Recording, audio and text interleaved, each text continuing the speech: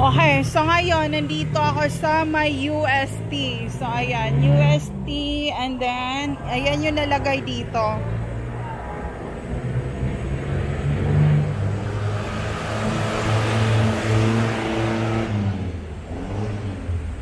So, ngayon, papasok ako sa loob.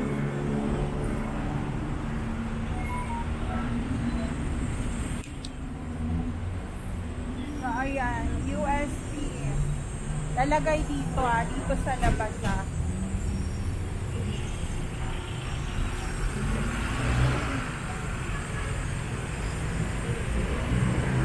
Ayan. No smoking allowed inside the campus. So, ayan.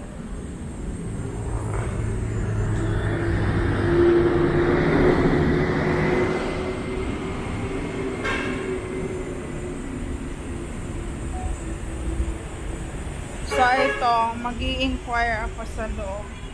Saan po kayo, ma'am? Sa dean ng school?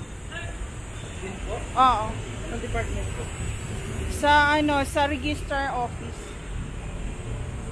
Saan ang register office nila? Ano muna ako, ma'am? Nasa main building po yun. Saan? Okay, see you later. Paano po muna ako ng ID? Ilan lang ko lang.